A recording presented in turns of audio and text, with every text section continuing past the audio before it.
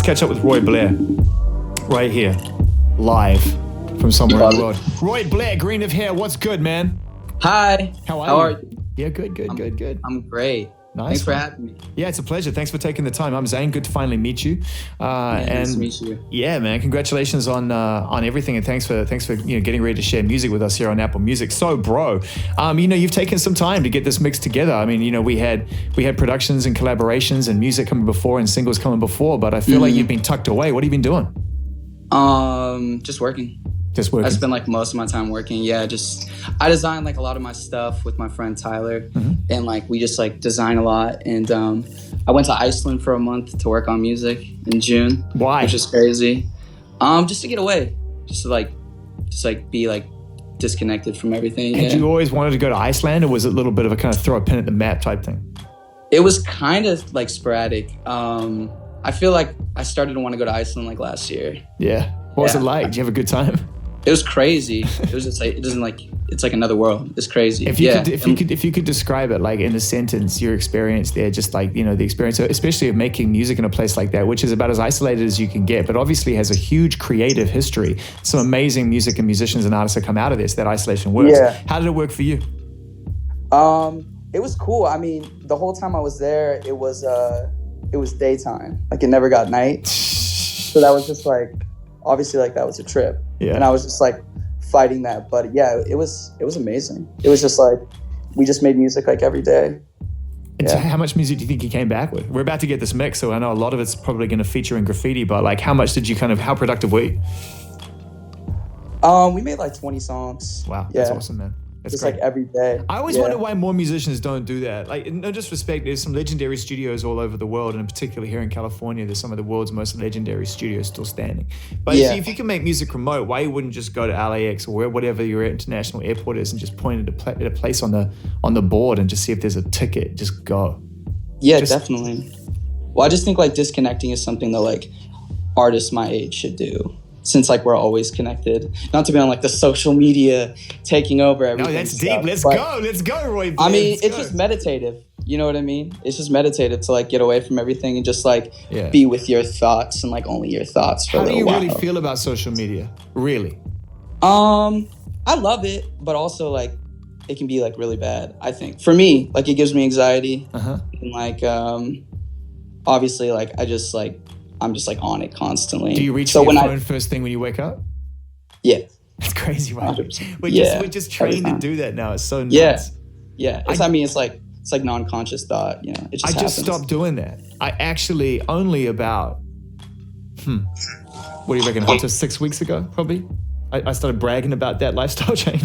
Probably about a month and a half, I was like, I'm gonna check out of that whole routine and I'm gonna do something. I'm gonna actually put something in it like positive in my spirit rather than just throw myself into social media and see what's out there. Just at least just for an hour. I might just take an hour for myself. Yeah, that makes sense. Yeah, smart. I mean, I started meditating like 2 years ago. I'm just like not good at keeping up with it. Like I'll just do it like once a month. Did you take to it quickly? Because I found with meditation, like I actually do meditation on and off. I'm the same. I find a hard time getting into routine with it. But I find it's hard for me to connect with it. Like I haven't picked it up as quick as others. Did you pick it up pretty fast? I feel like I was like looking for something to believe in when I was doing it. You know what I mean? Yeah. So like I was like really into it at first. And then I just think like it's really hard to like repeat something at the beginning of the day when you wake up. I feel like I'm like most excited about my day like the first like 5 minutes I wake up. So and I suppose you probably made music until you went to sleep. You probably fell asleep while you were listening to music. And so the first thing you want to do when you wake up is listen to the music you made last night. Am I right? 100%. Or just like make new music, you know what I mean? So yeah. It's tough to like put aside like 10 minutes just to that. How hard are you on yourself, on your music? How hard are you when you come back in the cold light of day with a clean set of ears? So hard. Like I'm like easily like the most like self-critical like person, like one of the most self-critical people I know, for sure. Yeah. One of the things I love about your story, and you may be bored of talking about this to people, but I've got to discuss it because it's important to me, is how important to you, the Odd Future era is, because I have this feeling in my mind that there is like, that they are the single most influential musical moment of the last decade for a new generation of artists. Easily, yes.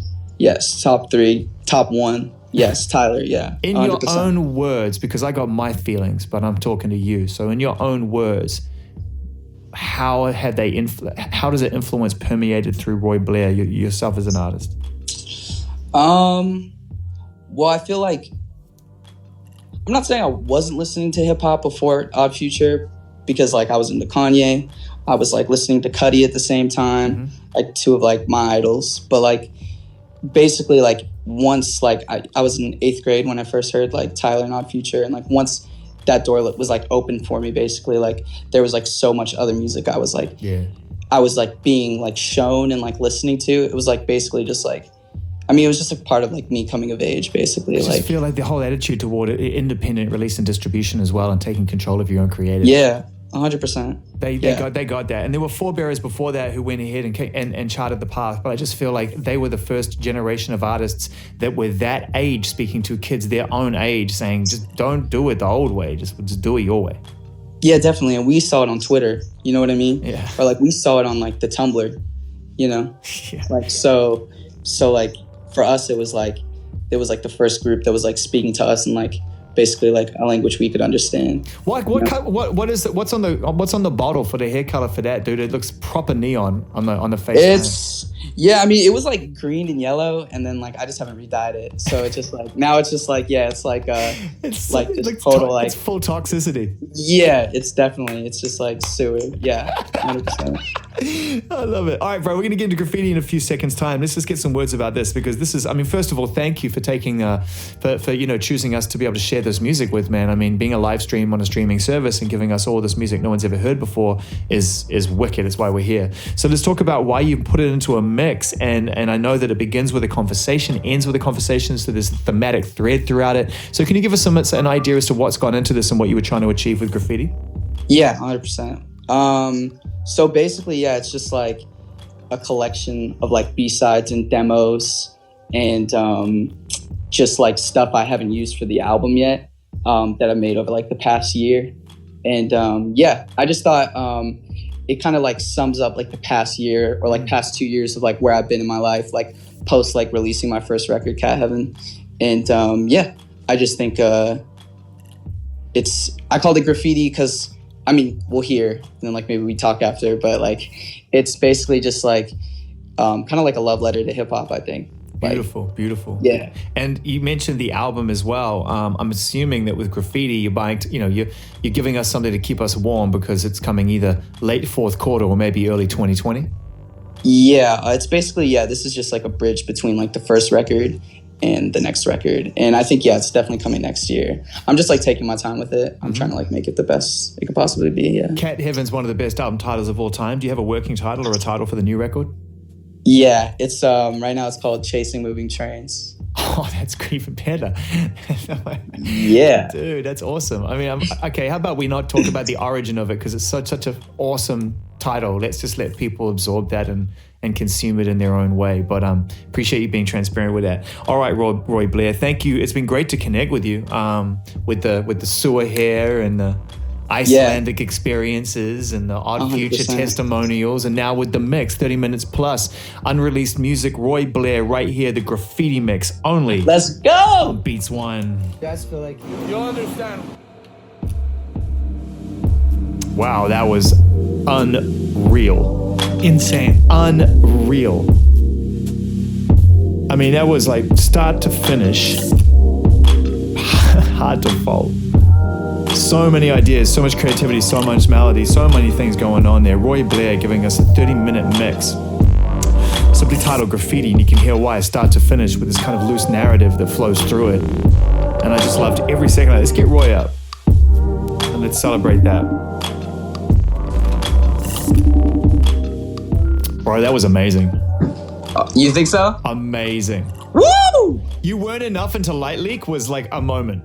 That's like it really was. We were all dancing, me and my friends. That was a moment, man. There's so much amazing music on there. It begs the question, dude. I mean, Chasing Moving Trains, this album, if that stuff is like unreleased, I mean, surely there must be songs clawing to get on the record, because there's some real magic on that mix. Yeah, I mean, when I make an album, I'm just making like like maybe like whatever, how many songs are on the album, like let's say like 14.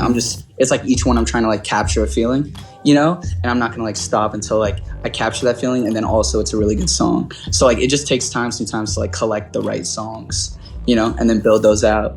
So like, yeah, these are all just like, I might have already said what's said on these songs like better on the album. You know what I mean? Well, dude, yeah. I mean, honestly, that was, as bodies of work go, that mix was really, really special. One of my favorites of the year, actually. And for you to be able to share that with us, we really appreciate it. And how Thank was you it? so much for the opportunity, man. Of course, man. Of course. And being able to listen to that music just could have come to life and exist only in this moment. I mean, as far as I'm aware, there's no plans for you to put those songs out as of right now. So why do it this way?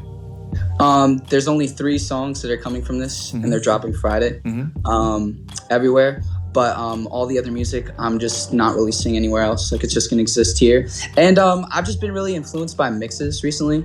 I've been getting into these like rabbit holes on YouTube of just like these like electronic mixes from like the 90s and just like recently even. Yeah. And it's just like, it's just a rabbit hole of music, and it's all like super inspired music, and it's really beautiful. And I feel like I just wanted to like pay homage to that. With this collection. You did an amazing job, man. And of course, like the conversation, the narrative that flows through it as well. You said, you know, maybe we'll speak afterwards so you can talk a little bit more about the theme of the mix. But why graffiti, and why did that kind of become a part of it? All right, so last year, when I moved from Hollywood, where I was making Cat Heaven, to I moved in with my girlfriend and her friends to this apartment building called Belmont Station.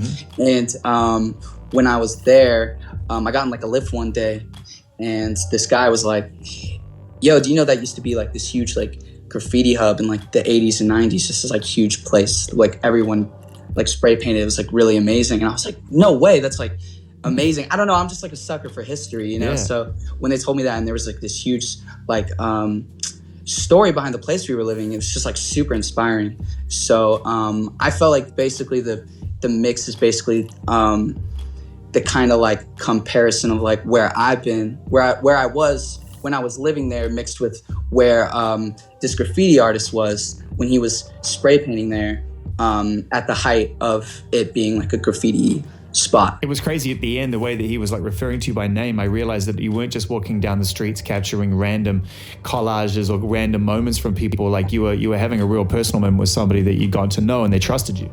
Yeah, he's a really amazing guy. His name is Nuke. That's what he writes. He's really sick. We just like talked for like 2 hours, walked around. He showed me all of his pieces in Little Tokyo in the Arts District.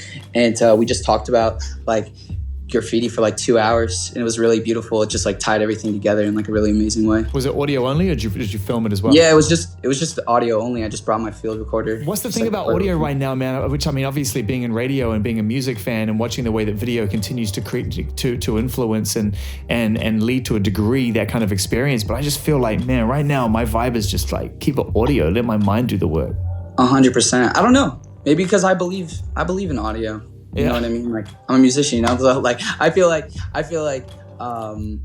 that's my platform, I guess. So I'm trying like my hardest to like do that as well as I can. And then, I didn't even shoot a music video for these songs. I didn't know what to do, honestly. And I wanted to direct it, but I just didn't have an idea. So I was just like, yo, let's just like roll out this content. It all feels really good. Don't force it. Graffiti is the name of the mix. 3 brand new songs from it, which are coming at the end of this week everywhere. And man, they're straight on my playlist, and no doubt loads of people listening are going to feel the same way. Roy Blair, we appreciate you rolling with us here at Beats One Apple Music, and we're looking forward to the next time we can do something super cool, bro. You're the best, man. Thank you. Man.